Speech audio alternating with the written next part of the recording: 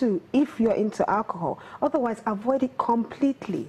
And so just you go don't make a mess of yourself. Yes, you know, and say because what you're not supposed to. and say, because they say loose lips sink ships. When you take something too much, you begin to say things that you're not supposed to say. Another thing again too, you need to avoid. It might even be a general corporate event that involves your organization and other organizations. You have to be mindful of name dropping. So sometimes people going and they say, they rub shoulders with the creme de la creme, they begin to name drop. And there's an element of pride in that. You have to be very sensitive to the environment that you're, around. And again, some people might know people more than you. Once you begin to drop names, they're like, oh, really? And who are you? Because that person, I'm related to the person, and before you know it, you have said something that is totally inappropriate. Yes, exactly. Another thing I was going to say is, when it comes to corporate events, sometimes people mount up some fear and anxiety because this is the first time they're seeing their chief executive, or this is the first time they're seeing their chairman. And they're like, oh my God, he's coming. What do I say if he stops in front of me? You have to calm down.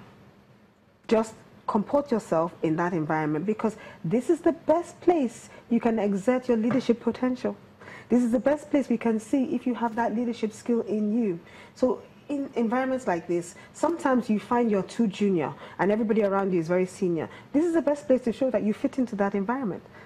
I have those leadership skills. So comport yourself when they ask you questions, answer them very well, and greet when you need to greet, introduce when you need to introduce, and at least talk proper communication when you have to. The last thing I was going to actually say was, whenever you go into a corporate event, you're with people that you know, and you're also with strangers.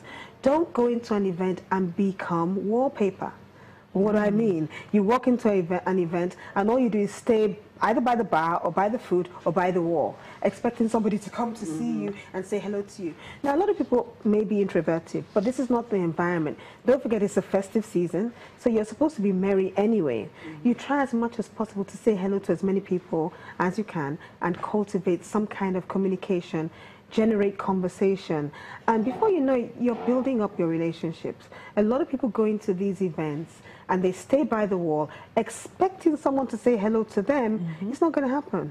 And then again, when your bosses are watching you, this is what they presume happens when you go out to represent them in corporate events. And you don't want to create a wrong impression with other clients or building the relationship with them, or even boosting or talking about your organization. Don't forget, the reputation of your organization is key.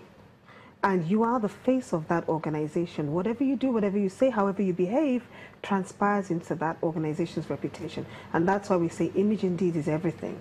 You have to ensure that if it's an issue for you this year, make it one of your goals for next year to boost your confidence, because that's what we want to see in today's workforce. We want to see true leaders. And honestly, social events are the areas where we see the kind of person that you truly are.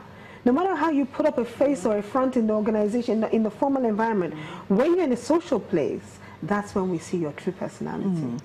So these are things you must avoid. Julie's been talking a lot about, leadership and people, not just government now or those at the helm of affairs, but you and I, taking leadership roles wherever we find ourselves. Yes. And you're saying that if we get to this parties, which of course we may get invited, sometimes you don't even get an invite and some people show up. Yes. Yes. So you want to think, yes, you want to think very well at some of the things that you do. Yes, there will be free food, there will be free drinks, but free music as well.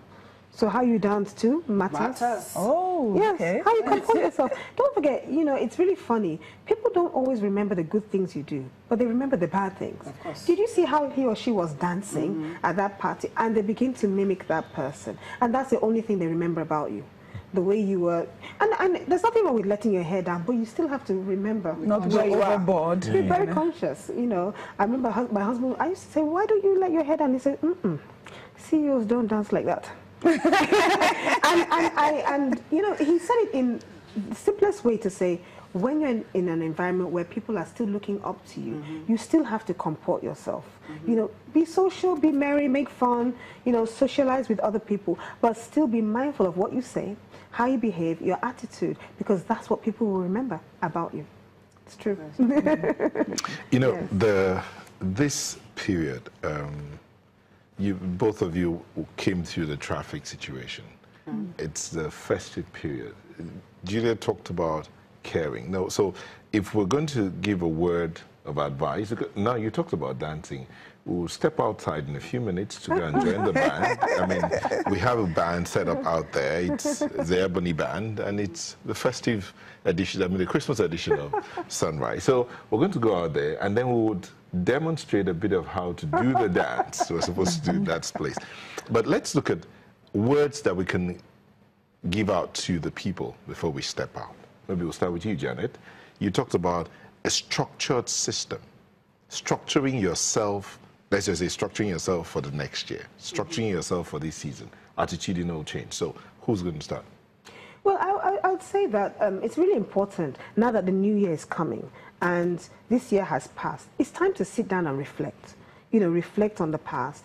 I always say the first thing you have to do is give out your personal and professional best at all times. So my words would be remain focused, you know, have a course that is directed to something that is good in the future, you know, whichever way you do, always think etiquette, I think. Have an etiquette-filled week ahead. And what we're saying, it's really, when we say etiquette, we're just really talking about caring for your neighbor, having a mindset for your neighbor. We were in traffic and people were trying to drive recklessly. Nobody cared about the other person because everybody was trying to reach their destination. And it's all about everybody caring for one another, staying in one queue and being mindful. And things would actually flow better if we were all orderly, you know. But I think for the new year, it's time for us to have that thought of mindfulness for other people around us, being our neighbor's keeper, thinking that we want to make a change for the future and be the best. I just say be your best. Be the best. Real quick, Janet. Judith. Okay. For me, I think it's still a season of hope. Being born in the manger and becoming the King of Kings is a statement that hope is not lost yet. No matter what is happening in the country, we can still pick up and start over and over until we get it right. But we can't give up. So people must still keep the hope and keep the faith that tomorrow will still be greater. And I think part of the hopelessness is when we drive anyhow. Part of the hopelessness is when we behave anyhow because somehow we are not conscious that there's a tomorrow and there's a reckoning. Okay. We will be back in a moment. Please do not go away.